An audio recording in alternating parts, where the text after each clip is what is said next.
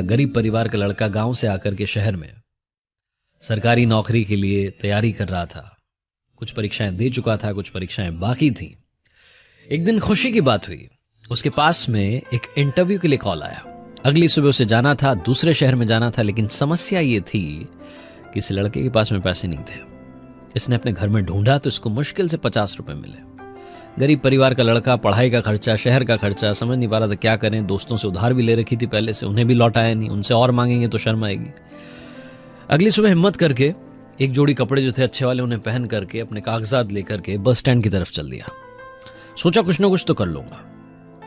ऊपर वाले को धन्यवाद दे रहा था, पूछ भी रहा था कि क्या कर दिया मेरे साथ। लड़के को लग रहा था कोई ना कोई जान पहचान का मिल जाएगा, आज लिफ्ट मिल जाएगी, पहुंच जाएंगे, इंटरव्यू देकर के आ जाएंगे। पहुंचा बस स्टैंड पर, वहां इसे कोई जान पहचान का नहीं दिखा। बस में चढ़ने के लिए तो किराया चाहिए होता है। लड़का उदास, परेशान, निराश वापस बस स्टैंड से बाहर आया। आकर के देखता है पास में एक बड़ा सा मंदिर था। सोचा ऊपर वाले से जाकर के ही मांग लेता हूं, क्या चाहिए आपको, मुझसे क्या चाहिए। लड़का पहुंचता है, मंदिर की सीढ़ियां चढ़ता है, अंदर जाकर प्रणाम करता है, बोलता है कि अब आप ही बचा सकते हैं इस समस्या से।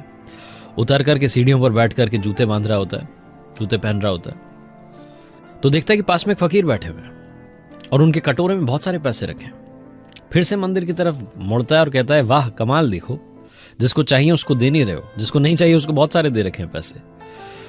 फकीर ये सब समझ जाता है, पूछता है क्या हो गया, कोई परेशानी में हो, मदद कर सकता हूं तुम्हारी। तो लड़का कहता है, बाबा आप क्या मदद करोगे, आप तो खुद मांग करके कमा रहे हो। तो फकीर कहता है, नहीं, मांग करके नहीं कमा रहा हूं। इस मंदिर में जो आता है वो इसलिए नहीं देकर के जा रहा है कि मैं मांग रहा हूं, वो इसलिए देकर के जा रहा है कि उसे पुण्य कमाना है। मैं तुम्हारी मदद कर सकता हूं, बात क्या है। लड़का बताता है कि इंटरव्यू देने के लिए जाना है, 500 रुपए लगभग चाहिए, कम से कम चाहिए। तो फकीर कहता है, मुझसे पैसे ले जाओ, मुझे ज्यादा जरूरत नहीं है, ना मोह है। मैं तो एक टाइम का खाना खाता हूं, बीमार हूं इसलिए कुछ दवाइयां चाहिए होती हैं, बाकी पैसा खुद जाकर के शाम में मंदिर की दान पेटी में डाल देता हूं। लड़का विश्वास कर लेता है फकीर की बात का, पैसे ले लेता है, बोलता है, बाबा जब मेरे पास आ जाएंगे लौटाने के लिए जरूर आऊंगा। फकीर बोलता है, कोई बात नहीं, यहीं बैठा हूं, कहीं और मेरा ठिकाना नहीं है। लड़का जाता है, इंटरव्यू देता है, लकीली उसका सिलेक्शन हो जाता है। खुश होकर के वो लड़का शाम में जब वापस अपने शहर आ रहा होता है तो सोच रहा होता है कि बाबा को धन्यवाद करूंगा, उन्हीं की वजह से आज चमत्कार हुआ है। पहुंचता है उस मंदिर के पास तो देखता है कि वहां सीन बदल चुका है। वहां भीड़ जमा थी, लोग ही लोग इकट्ठे। उनसे पूछता है क्या हो गया, तो एक बंदा कहता है एक फकीर की मौत हो गई। भीड़ को छांट करके आगे पहुंचता है तो वही बाबा जिन्होंने मदद की थी वो मरे हुए पड़े थे। एक व्यक्ति कहता है आज इन्होंने दवाई नहीं ली, शायद पैसे नहीं रहे होंगे इसलिए चले गए। लड़का कहता है वाह ऊपर वाले, एक इंसान किसी की जिंदगी बनाने के लिए खुद की जिंदगी दांव पर लगाकर चला गया।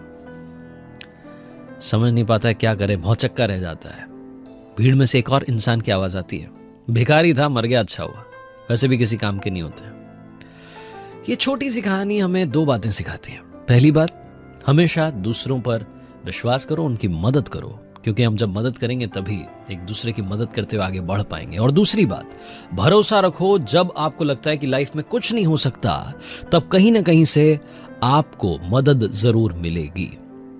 ऊपर वाला आपको भी नहीं मालूम आपको कब किसी का ऊपर वाला बनाकर कहीं भेज दे, इसलिए मदद करो और इस बात पर यकीन रखो कि आपकी जिंदगी में भी कोई ना कोई ऊपर वाला जरूर आएगा।